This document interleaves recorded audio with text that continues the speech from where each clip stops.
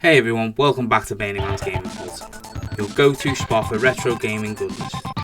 Today we're diving shell first into one of the most iconic beat-em-ups of the 16-bit era, Teenage Mutant Ninja Turtles, Turtles in Time, on the Super Nintendo.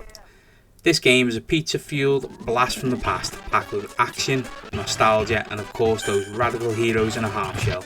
So grab a slice, sit back, and let's see if this classic still holds up today.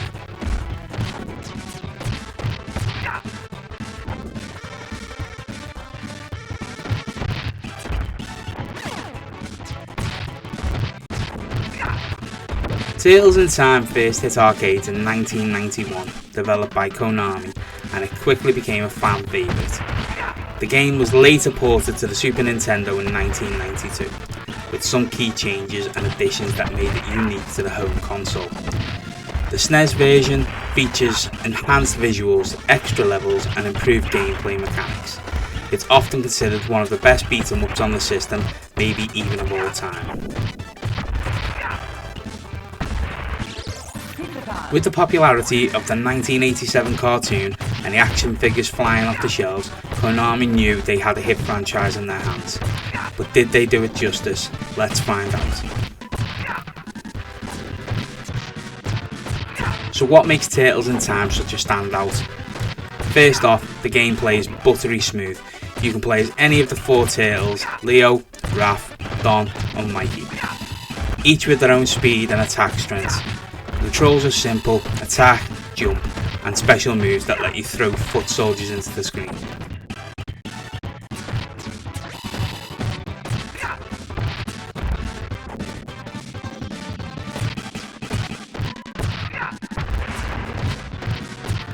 There are 8 levels in total, each with a unique theme, taking you from the streets of New York to prehistoric times all the way to the Technodrome and beyond.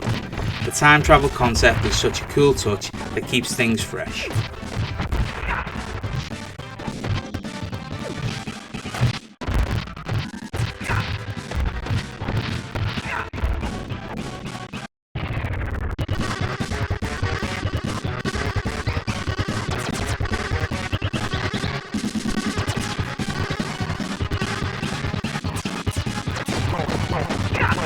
And let's not forget the boss battles. From Baxter Stockman to Krang, Shredder himself, each fight is packed with challenges and nostalgia.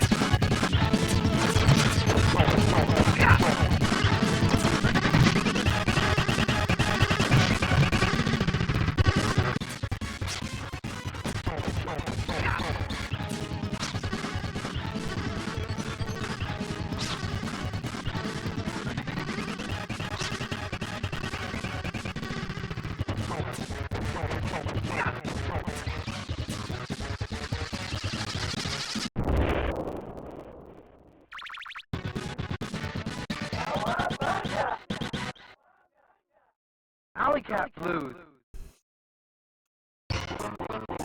Let's talk graphics. For a 16-bit title, Turtles in Time looks amazing. The sprites are large, colourful and full of personality. The animation is fluid and the backgrounds are loaded with detail, from the neon-lit streets of New York to the Wild West train level. And the soundtrack, absolute bangers. The SNES sound chip really does justice to the TMNT theme, and each level has its own catchy tune that sticks in your head for days. Special shout out to Sewer Surfing. You know you're in for a ride when that one kicks in.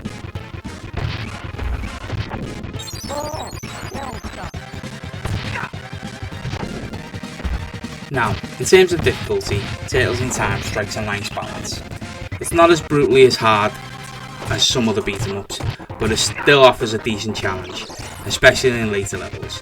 And hey, it's always better with a friend. Co-op play is where the game really shines. Whether you're playing a solo or with a buddy, the game has great replay value. Trying to master each Turtle's moves and improve your high score keeps you coming back for more.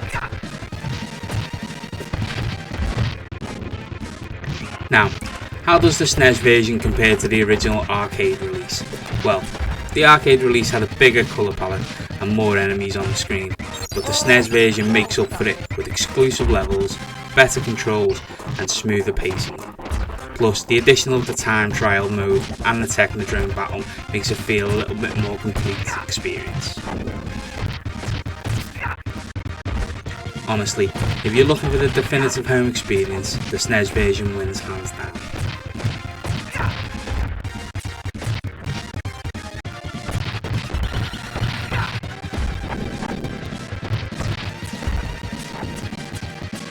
I spent many a time playing this game back in the day on arcade machines. I remember the first time playing it in an arcade machine in Benidorm when I was a kid. I lost track of how many pesetas I used on that holiday playing that game. Bashing buttons, getting through the levels, playing 2-player with other people that I'd met on holiday. It was just a great game. And then when I could get it on my own console, wow, game changer. I was never off it. Absolute great beat 'em up. Brilliant game.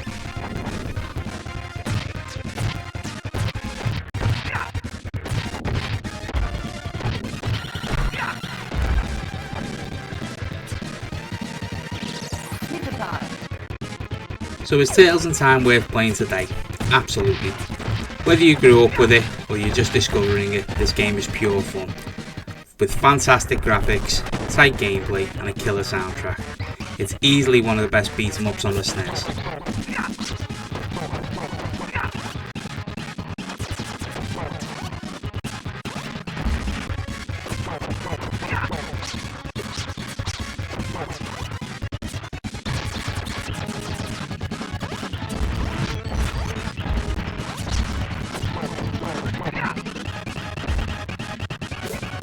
I'm going to break down the ratings for this game into little separate categories.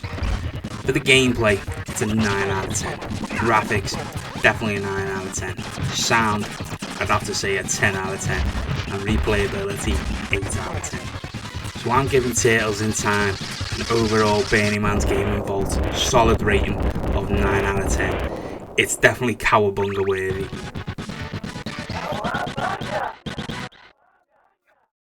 Sewer surface.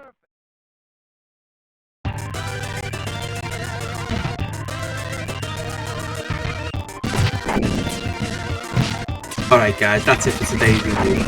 What do you think of Turtles in Time? Drop your thoughts, any memories, or what you think about the game in the comments below, and let me know your favourite TMNT game.